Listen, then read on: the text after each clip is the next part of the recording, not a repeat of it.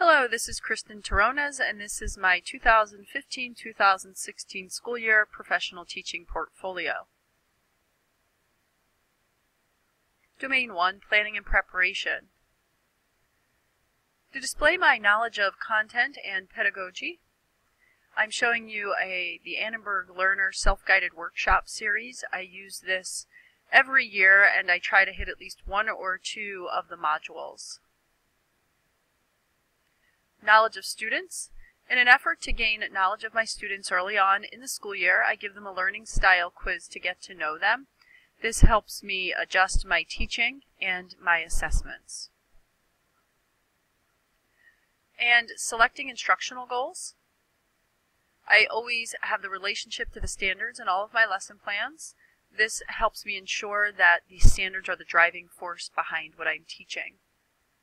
Also, I keep pacing calendars. I found in the past one of my weaknesses was keeping on pace with our curriculum. So every school year I sit down and I set up a projected calendar as to where I'd like to be reasonably. And then as I go through, I adjust it, but it helps me stay on track. My knowledge of resources. We have a wonderful online component in our textbook, and the nice thing is that it is leveled, so that way you can differentiate for students who might need a little more basic work than your average student, and of course you can offer a challenge for the students who really seem to be excelling. My collaboration with peers, of course we have our PLC groups, but aside from that, I also helped to conduct an alternate in-service on communication in the language.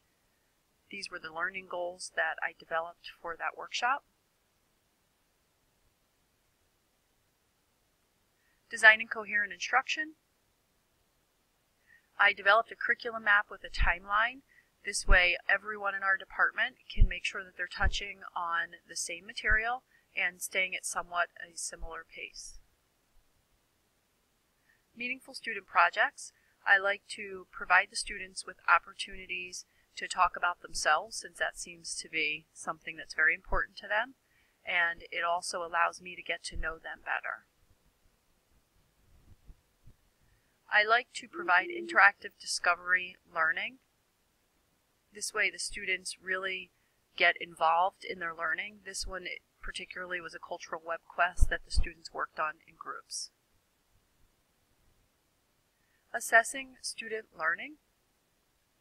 The students keep portfolios in my room of all their assessments, and I do have them write reflections on their assessments, and that way they can look back at their learning and see what they can do to help themselves. I also use rubrics, holistic rubrics, with our performance assessments. It's very important in a world language for students to be able to use and apply the language. So these are very nice because it really allows students to see exactly where they succeeded and excelled and where they need more help.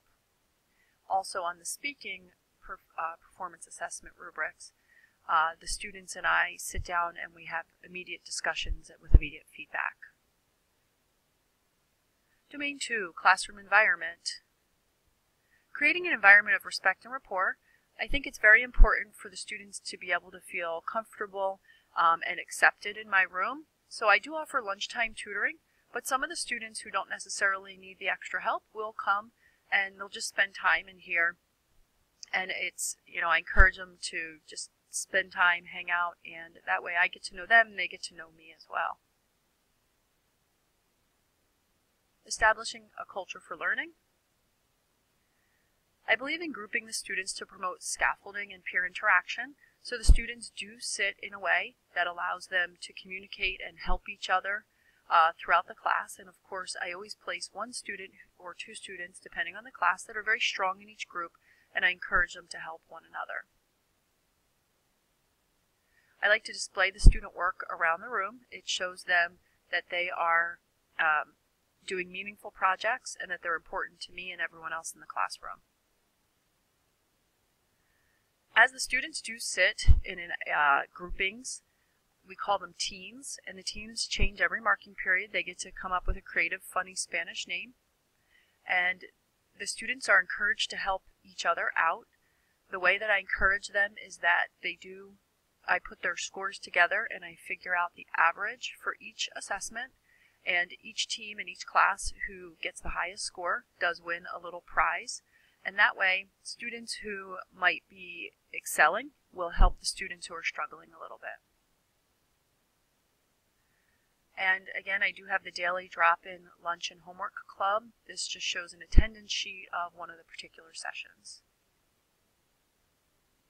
Managing classroom procedures.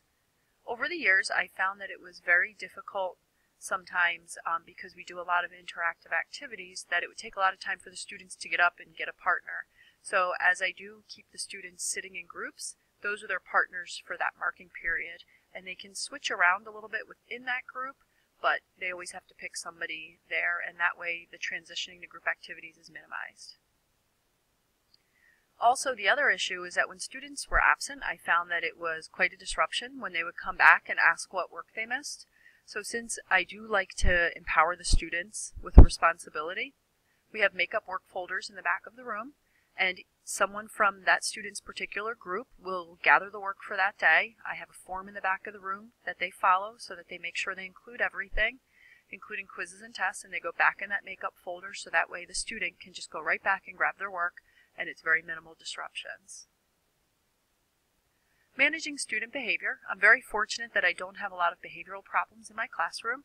I do have posted my classroom guidelines and also our SALSA rules. Organizing physical space. And the furniture arrangement allows for students to communicate with one another, but also to have a clear view of the smartboard, which we utilize every day in class. And on the smartboard, I do use a lot of technology. Again, I'm fortunate that we have a strong online component in our textbook, which gives students the visual aspect of seeing the activities on the board, but also it has the listening and other activities built right into it. Domain 3, instruction. Communicating with students. It's very important to me to give the students very clear expectations for assessments. I don't want the students to ever feel that they didn't know what was going to be on a quiz or a test.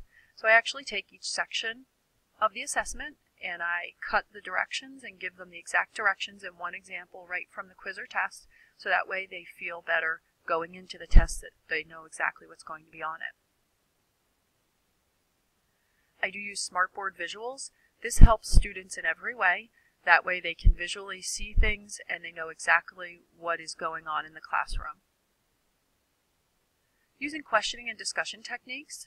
This is something that I would hope you can see during one of your walkthroughs. But of course, I do give the students plenty of time in between to allow them to process what the question is. I also like to question to get them into a deeper level of thought to promote critical thinking. Engaging students in learning. I provide students with unit objective sheets. We give these at the beginning of the unit, and then during each lesson of the unit we revisit them, and then at the very end we also go over it again before assessment time to make sure that they feel confident that they did meet each objective. Providing interactive activities for the students is important to me. It gets them involved and really motivated to want to learn the language. In this particular activity, the students had a school-wide scavenger hunt. They had to read clues in Spanish in order to complete the scavenger hunt. Peer interaction and learning while having fun. This shows another example of how students get to get up and move around in my classroom and make little crafts or projects that then they can use to promote communication. Using assessment and instruction.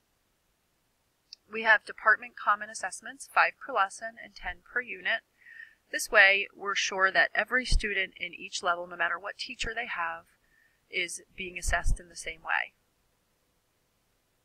Also, we do have our performance assessment rubrics, and I do provide written comments, but also I give verbal feedback immediately when the students are sitting down with me and doing any speaking tasks. Demonstrating flexibility and responsiveness. I do have modifications for students with IEPs, whether that be gifted IEPs, or if they need a little more assistance and support in the classroom. Domain 4, reflecting on teaching. Again, since pacing was an issue for me, I write down how many days each lesson takes me, and then I reflect back to how many days it took the year or even 2 years before, just to make sure that I am staying with my current pacing. Maintaining accurate records. I keep PowerSchool gradebook updated and maintained so that way students can go on at any time and see exactly what their grade is. Communicating with families. I like to provide updates on students who are not performing well in class so that way the parents are not surprised at any point in the marking period. But I also like to provide positive parent contact so that the parents are aware when their children are doing exactly what they need to do or going above and beyond. Participating in a professional community. I co-presented a world language workshop for my department. Growing and developing professionally.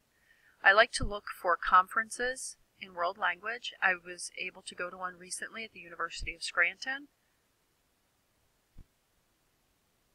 Showing professionalism. I believe that giving above and beyond to my students by providing them lunch tutoring when it's convenient for them shows great professionalism. Thank you very much for taking the time to watch my professional teaching portfolio.